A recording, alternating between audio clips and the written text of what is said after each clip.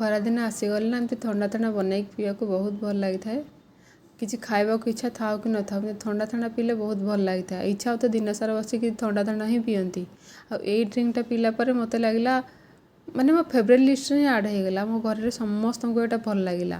ଏବେ ଯେହେତୁ ମାର୍କେଟରେ ବହୁତ ଆମ୍ବ ମିଳୁଛି, କଞ୍ଚା ଆମ୍ବ ପାଚିଲା ଆମ୍ବ ଯେହେତୁ ବହୁତ ପ୍ରକାର ଆମ୍ବ ମିଳୁଛି, ମୁଁ କିଛି କଞ୍ଚା ଆମ୍ବ ନେଇଗଲି। ଏନେ ଗୋଟେ ହିଁ ନେଇଛି, ମୁଁ ଅଳ୍ପ ବନେଇଛି ଏଠି। ଗୋଟେ କଞ୍ଚା ଆମ୍ବ ନେଇକି ତାକୁ ଭଲ ଭାବରେ ଧୋଇକି ତାକୁ 3ରୁ 4ଟା ସିଟି ଦେଇଦେଲି, ଯେମିତି ଆମ୍ବଟା ଭଲ ଭାବରେ ମୋର ସିଝିଯିବ। 3-4ଟା ସିଟି ପରେ ଏଠି ଥଣ୍ଡା ହେଇଗଲା। ମୁଁ ଆମ୍ବକୁ ଆଗ ତାକୁ ଥଣ୍ଡା ହେଲା ପରେ ଆମ୍ବକୁ କାଢ଼ିକି ତା ଚାଞ୍ଚି ଦେଲି, ତା ପଲ୍ପ ଗୁଡ଼ା ବାହାର କରିଦେଲି ଭଲ ଭାବରେ। 2 ସାଇଡ଼୍ରୁ ମୁଁ ପଲ୍ପ ଗୁଡ଼ା କାଢ଼ିକି ବାହାର କରିଦେଲି। ଆଉ ତାକୁ ଗୋଟେ ଜାଗାକୁ ରଖିକି ସାଇଡ଼୍ କରିଦେଲି। ଆଉ ମୋ ପାଖେ ଥିଲା ଅଳ୍ପ ନଡ଼ିଆ, ତାକୁ ମୁଁ ଏଠି ବାଡ଼େଇକି ଭାଙ୍ଗି ଦେଇକି ଛୋଟ ଛୋଟ ଖଣ୍ଡ କରିଦେଲି ଏଇଠି। ଯେହେତୁ ମୁଁ ଆମ୍ବ ନଡ଼ିଆରେ ଏଇ ଡ୍ରିଙ୍କଟା ବନେଇବି, ଆଉ ଆମ୍ବ ନଡ଼ିଆରେ ଏଇ ଡ୍ରିଙ୍କଟା ନା ପିଇବାକୁ ବହୁତ ଭଲ ଲାଗିଥାଏ। ତ ପୁରା ବହୁତ ଟେଷ୍ଟ ବି ଲାଗେ ପିଇବାକୁ। ଆଉ ମୁଁ ଏଠି ଛୋଟ ଛୋଟ ଖଣ୍ଡିକି ନଡ଼ିଆ ଗୁଡ଼ାକ କାଟିଦେଲି। ତାପରେ ଗୋଟେ ଗ୍ରାଇଣ୍ଡିଙ୍ଗ ଜାର୍ରେ ଦେଇଦେଲି ଅଳ୍ପ ନଡ଼ିଆ, ଯେତିକି ସବୁ ଫାଳେ ନଡ଼ିଆ ହେବ କାଟିକି ରଖିଥିଲି ସେଇ ଅନୁସାରେ ଦେଇଦେଲି ଫାଳେ ନଡ଼ିଆ। ଆଉ ଯେଉଁ ଆମ୍ବର ପଲ୍ପ ଗୁଡ଼ା ବାହାର କରି ରଖିଥିଲି ନା, ସେଇ ପଲ୍ପ ଗୁଡ଼ାକ ଦେଇଦେଲି। ଆଉ ଦେଇଦେଲି ଏଠି ମାନେ ଧନିଆ ପତ୍ର, ଭଲ ଫ୍ଲେଭର୍ ପାଇଁକା ଧନିଆ ପତ୍ର ଟିକେ ଦେଲେ ଭଲ ଲାଗିଥାଏ। ଧନିଆ ପତ୍ର ବଟା, ଧନିଆ ପତ୍ର ଟିକେ ବାଟିକି ଦେଇଦେଲି। ଗୋଟେ କଞ୍ଚା ଲଙ୍କା ଦେଲି, ଅଳ୍ପ ରସୁଣ, ଆଉ କିଛି ମାନେ 8-10 କୋଲା ରସୁଣ, ଅଳ୍ପ ଅଦା, ଏଠୁ ଗୋଟେ ହିଁ କଞ୍ଚା ଲଙ୍କା ନେଇଛି। ଯେତିକି ରାଗ ଚାହିଁବେ ସେଇ ଅନୁସାରେ ପକାଇବେ। ଆଉ ହାଫ୍ ଚାମଚରେ ନେଲି ଜିରା, ଆଉ ଟିକେ ଲୁଣ ନେଇଯାଇଛି, ଆଉ କଳା ଲୁଣ ବି ଟିକେ ନେଇଯାଇଛି ଫ୍ଲେଭର୍ ପାଇଁ।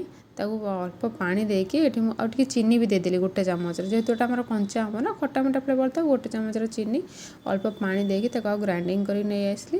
ଆଉ ଏମିତି ମୋଟା କପଡ଼ା ଗୋଟେ ପକାଇଦେଲି, ଯେହେତୁ ଏଟା ଗ୍ରାଇଣ୍ଡିଙ୍ଗ କଲା ପରେ ଏଟା ଛାଣିବି। ସବୁ ପଲ୍ପ ଗୁଡ଼ାକୁ ଦେଇଦେଲି, ତାକୁ ଧୋଇକି ମୁଁ ଆଉଥରେ ତା ପାଣି ତକ ବି ଦେଇଦେଲି। ଏଥିରେ ବହୁତ ଲାଗିଥିଲା।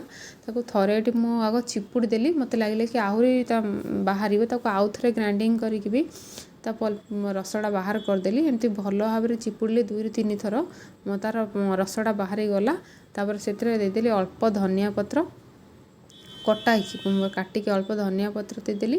ଆଉ ତାକୁ ଯେହେତୁ ମୁଁ ଆଇସ୍ ଆଗରୁ ବସାଇକି ରଖିଥିଲି, ସେଥିରେ ଅଳ୍ପ କିଛି ଆଇସ୍ ଦେଇଦେଲି। ତାପରେ ମୁଁ ତାକୁ ଗୋଟେ ଭଲ ଭାବରେ ଆଗ ଘାଣ୍ଟି ଦେଲି, ଯେମିତି ଭଲ ଭାବରେ ସବୁ ମିଶିଯିବ ପାଣିଟା, ଆଉ ପିଇବାକୁ ବଢ଼ିଆ ଟେଷ୍ଟ ଲାଗିବ। ଆଇସ୍ ଦେଲା ପରେ ତ ଆହୁରି ଥଣ୍ଡା ଥଣ୍ଡା ହିଁ ଲାଗେ। ଆଇସ୍ ଦେଇକି ପାଣିଟାକୁ ଆଉ ଟିକେ ଭଲ ଭାବରେ ଘାଣ୍ଟି ଦେଲି। ତାପରେ ଗୋଟେ ଗ୍ଲାସ୍ରେ ନା, କାଚ ଗ୍ଲାସ୍ରେ ଟିକେ ଲେମ୍ବୁ ଲଗେଇକି, ଆଉ ତାର ସେ ଟିକେ ଲୁଣ ଆଉ ଲଙ୍କା ଲଗେଇକି ରଖିଦେଲି, ଯେମିତି ଆହୁରି ଟେଷ୍ଟ ଲାଗିବ। ରାଗ ରାଗ, ମିଠା, ଲୁଣି ସେସବୁ ଲାଗିବ। ସେସବୁକୁ ଦେଇଦେଲି ଗୋଟେ ଗ୍ଲାସ୍। ଆଉ ଏଇଟା ପିଇଲା ପରେ ତ ମନ ଆତ୍ମା ସବୁ ଶାନ୍ତି ହେଇଗଲା। ମୋ ଘର ଲୋକଙ୍କୁ ଏତେ ଭଲ ଲାଗିଲା ଯେ ମୋତେ କହିଲେ କି ସପ୍ତାହରେ ଆମକୁ 1-2 ଥର ଏଇଟା ବନେଇକି ନିହାତି ଭାବରେ ପିଇବାକୁ ଦେବୁ। ଏଇଟା ଆପଣମାନେ ପିଅନ୍ତୁ, ଏନ୍ଜୟ।